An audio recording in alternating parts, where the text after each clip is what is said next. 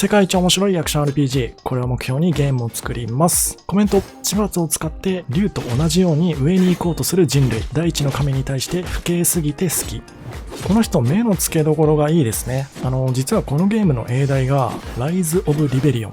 直訳すると反逆の上昇とかになってくるんですけど、これが Rise in Rebellion だとね、反旗を翻すとか、そんな感じの意味の熟語になってます。あえてそこを外して Rise of というネーミングにさせてもらってるんですが、反逆の上昇っていうことでね、なんというか主人公の性格だったりとか、主人公陣営の行動、アクションなんかがちょっと透けて見えてくるようなね、そんな感じのタイトルになってますよということで、こちらのコメント、目の付けどころがいいなと思ったんで、ちょっと紹介させていただきました。というわけで、今回はタイトルにもある通り、これゲーマーだったら多分全員好きだよね。エーパについての動画なんですけど、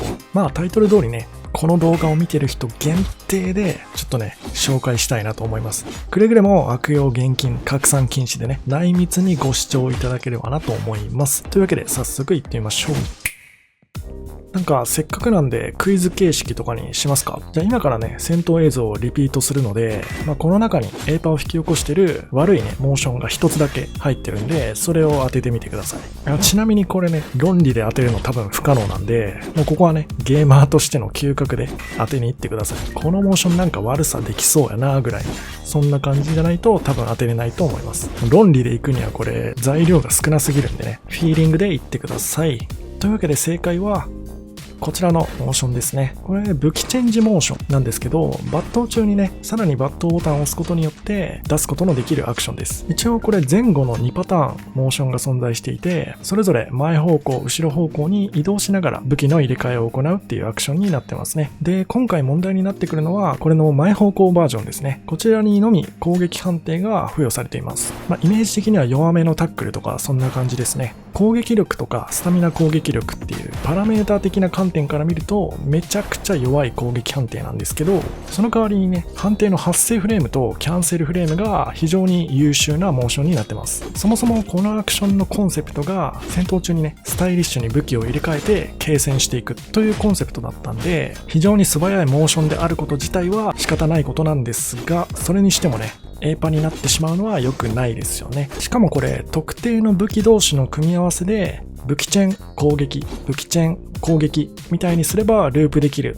というわけではなくて、なんとこの武器チェーンモーション単体でループさせることができてしまいます。これがねほんと絵面もやばいんですよね。ということでね、このモーションのフレーム関連のところを詳しく見ていきたいと思うんですが、こちらですね。まず攻撃判定が20から30フレームで、キャンセルの方が40フレーム以降ということで、これパッと見持続めっちゃ長いなって感じしますよね。発生とキャンセルだけ見直せばいいかなと思ったんですが、ちょっとこれ持続も無駄に長そうなのでちょっと削りたいと思います。で、肝心の発生フレームなんですが20フレームということでね、これ数値だけ見たら結構遅そうに感じちゃいますよね。だってこれ多分ガノンの上スマとかと同じぐらいのフレームなんで意外と遅く感じちゃうんですが、ゲームにはねそれぞれ独自のゲームスピードっていうものがあるので、ちなみに発生20フレームは地罰においてはかなり速い部類です。で、あとはキャンセルフレームですね。これも少し早いかなっていう印象は受けるんですが、これどうしましょうかね。発生フレームとキャンセルフレームのどちらか、あるいは両方をね遅らせることでエーパになるのを防げると思うんですが、これちょっと発生フレーム遅くするのは難しそうですね。というのもこれ発生フレームを遅くする場合、モーションの前半部分そのものをね、この回転してる部分を遅くしないといけなくなるんで、ちょっとスピード感がね欠けたアニメーションになっちゃうんじゃないかなと思います。それに比べてキャンセルフレームはね比較的モーションはそのままでフレームだけね後ろにずらすということも可能なので、今回はちょっと発生はそのままにしてキャンセルフレームの方でねうまく調整していきたいなと思います。はい、というわけで作業してきました。発生がね20フレーム据え置きで、持続の方が24フレームまでの4フレーム間ですね。で、キャンセルフレームをちょっと大幅に遅らせまして60フレーム以降ということにしました。で、この状態でしばらくデバッグしてたんですけど、AI を最強レベルに設定しててもなかなかねガードとかパリーとかで割り込んでくれなかったんですよね。フレーム的にはね間に合うはずなので割り込み行動が